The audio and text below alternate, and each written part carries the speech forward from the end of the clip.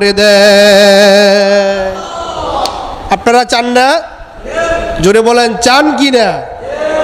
সকাল সন্ধ্যা নামাজের পরে রসুলের শিখানো আমলগুলো করা দরকার। আল্লাহ রসুল দোয়া পড়তেন, আল্লাহুম্মা হাসিবনি হিসাবান ইয়াসীরা, আল্লাহুম্মা হাসিবনি হিসাবান ইয়াসীরা। দোয়া পড়বেন। প্রিয় ভাই, সব মনে রাখবেন, আমরা নামাজের পরে মুনাজাত করি না? মুনাজাত করি কি না? কিন্তু এই মুনাজাতের থেকে আরো গুরুত্বপূর্ণ হাদিসগুলা দিয়ে, সহি রেওয়ায়েত দিয়ে রসুলের এই দোয়াগুলো প্রমাণিত, যেগুলো আমি বলতেছি। পড়তে রাজি আছেন তো সবাই? নামাজের পরে 2-4-5 মিনিট বিছানায় বসে এই দোয়াগুলা পড়বেন, লাভ হবে, লোকসান হবে না। নামাজের পরে তাসবিহ হাতে নিয়ে বসে বসে কিছু সময় আল্লাহর জিকিরে মশগুল হয়ে যান। সুবহানাল্লাহ, আলহামদুলিল্লাহ, লা ইলাহা ইল্লাল্লাহ, সুবহানাল্লাহ, আলহামদুলিল্লাহ, লা ইলাহা ইল্লাল্লাহ, সুবহানাল্লাহি ওয়া বিহামদিহি, সুবহানাল্লাহিল আযীম। আল্লাহ রসুল বুখারীর শেষ অধ্যায়ের এই হাদিসখানার মধ্যে নবীউল আরবি বলেন, বান্দার জন্য এই দুইটা জিকির করা সব থেকে সহজ। সুবহানাল্লাহি ওয়া বিহামদিহি, সুবহানাল্লাহিল আযীম। এই দুইটা জিকির করা বান্দার জন্য সহজ, কিন্তু এই দুইটা জিকিরের মূল্য, ওজন আল্লাহ তাআলার নিকট অনেক বেশি। করেন না? দৈনিক অভ্যাস করেন, দৈনিক অভ্যাস করেন যে আমি দৈনিক 100 বার করে সুবহানাল্লাহি ওয়া বিহামদিহি, সুবহানাল্লাহিল আযীম পড়ব। লাভ হবে না? কথা বলেন, লাভ হবে কি না? অনেক লাভ হবে। প্রিয় ভাই, সব আমরা আমল করতে যদি নিয়াত করি, কাজ করার মধ্যে দিয়ে আমল করা যায়, কাজের মধ্যে আমল হয়ে যাবে। আপনি রিকশায় চলতেছেন, একটা তাসবিহ নিয়ে পড়েন সুবহানাল্লাহ। গাড়ির জ্যামে পড়ে আছে, তাসবিহ বের করে পড়তে থাকেন সুবহানাল্লাহ। আপনি নদীর মধ্যে আছেন, তখনও পড়েন সুবহানাল্লাহ, আলহামদুলিল্লাহ, ওয়া লা ইলাহা ইল্লাল্লাহ। মুখ দিয়ে আল্লাহ জিকির, হাত দিয়ে চলবে কাজ। চোখ বুজার সঙ্গে সঙ্গে দেখবেন আল্লাহ তাআলা আপনার জন্য জান্নাতের মেহমানদারি রেখেছে। জবানটাকে সবসময় আল্লাহ জিকির দিয়ে ভিজিয়ে রাখবেন। সব সময় আপনার মর্যাদা আল্লাহ তাআলা বাড়ায় দিবে, আল্লাহ তাআলা আপনার মর্যাদা বাড়ায় দিবে। প্রিয় ভাইরা, আসলে আমল করা দরকার। কথাই ছিলাম, তাহলে আমাদের নাম যে মুসলমান, এই নামটা রেখেছেন কে? ইব্রাহিম। সবাই বলতে পারলেন না, নামটা রেখেছেন কে? দেখছেন ইব্রাহিম আলাইহিস সালাম কেন জাতির পিতা? আল্লাহ নিজে বলতেছে, কয় মুসলমান, মিল্লাত আবিকুম ইব্রাহিম, তোমাদের মিল্লাতের পিতা হলো ইব্রাহিম। কেননা হুয়া সাম্মাকুমুল মুসলিমিন, ও ইব্রাহিম, সে তোমাদের নাম রেখে গেছে মুসলমান। সুবহানাল্লাহ। আরেকটা কথা বলি, আমাদের নবী মেরাজ থেকে আসার পরে এক এক নবীর বর্ণনা দিতেছে, কার চেহারা কিরকম। নবীদের সাথে সাক্ষাৎ হয়েছে, সুবহানাল্লাহ বলবেন না? শুধু সাক্ষাৎ হয় নাই, নবীদের ইমামতি করে তিনি সেখান থেকে সাইয়্যিদুল মুরসালিন হয়েছে। সুবহানাল্লাহ।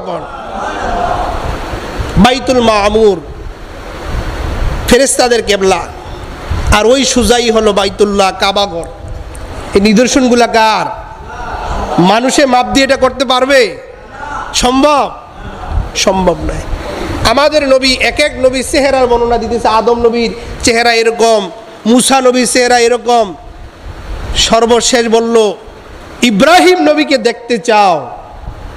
সাহাবীরা বলল, কি বলেন, আমরা ইব্রাহিম নবীকে দেখবো কিভাবে? ইব্রাহিম নবী কি বেঁচে আছে? বলল, তোমরা কি দেখতে চাও?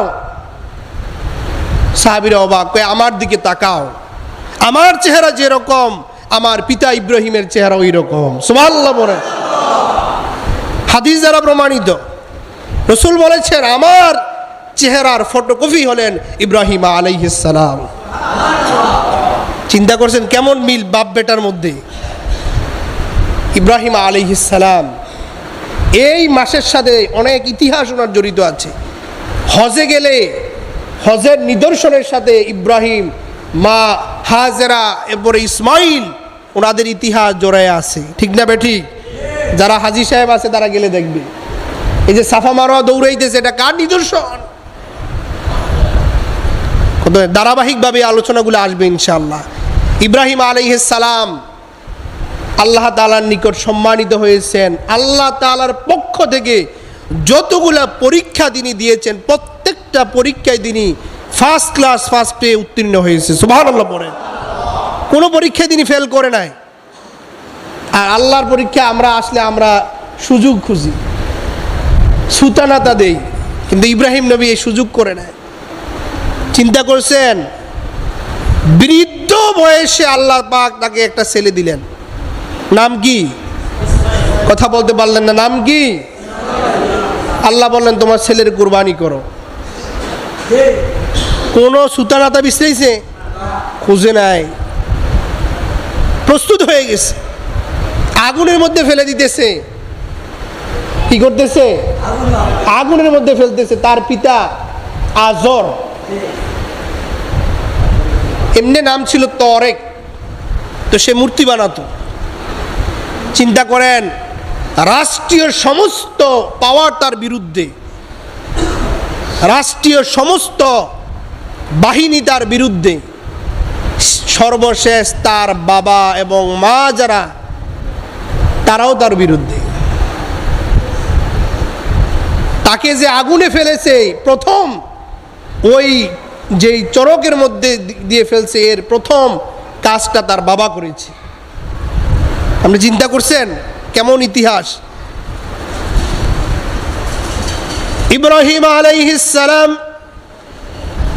নমরুদ যখন তাকে আগুনে ফেলে দিতেছে, ইব্রাহিম আলাইহিস সালাম তখনও আল্লাহর কাছে কোনো অভিযোগ দেন না।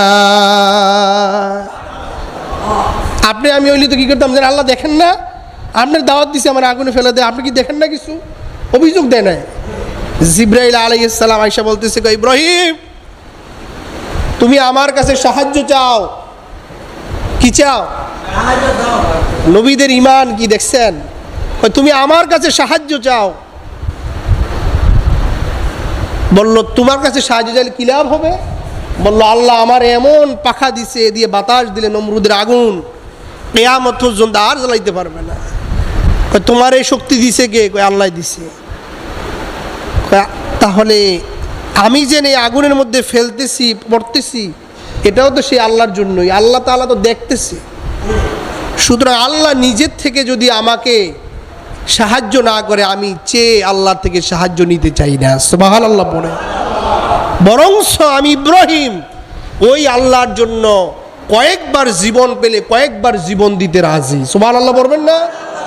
আল্লাহ তো খুশি হয়ে গেছে। বলে কি আল্লাহ তাআলা সঙ্গে সঙ্গে আয়াত নাজিল করে দিলেন, ইয়া নারু কুনি বারদাও ওয়া সালামান আলা ইব্রাহিম। আগুনের ডাক দিছে আল্লাহ, এই আগুন তুমি কার উপাসনা করো? কয় আল্লাহ আপনার।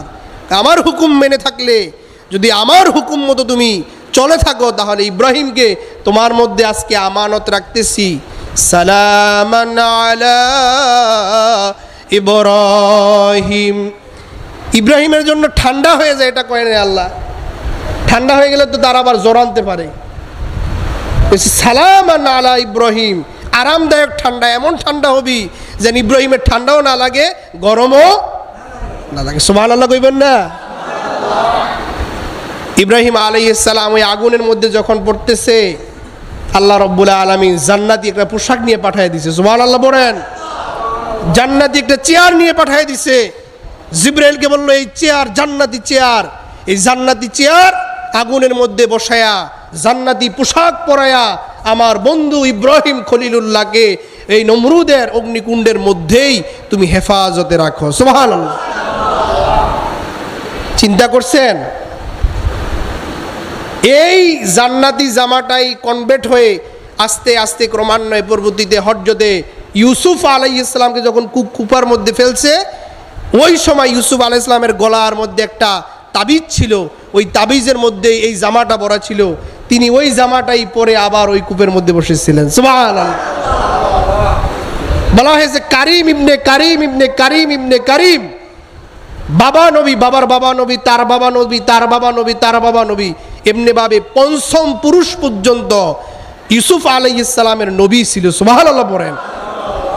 প্রিয় ভাইয়েরা, আসুন আমরা এই হজের মাস চলতেছে, যারা হজে যাব আলহামদুলিল্লাহ, যাদের তৌফিক হয়েছে যাবেন, না গেলে এই হজের মাসে বেশি বেশি করে তাওবা ইস্তিগফার করবেন, বেশি বেশি করে নফল রোজা রাখবেন। আল্লাহ তাআলা আপনাদের সকলকে, আমাদের সকলকে এই হজের মাসের ফজিলত নসিব করুক বলে আমিন। ওমা আলাইনা ইল্লাল বালাগ। আসসালামু আলাইকুম ওয়া রাহমাতুল্লাহি ওয়া বারাকাতুহু।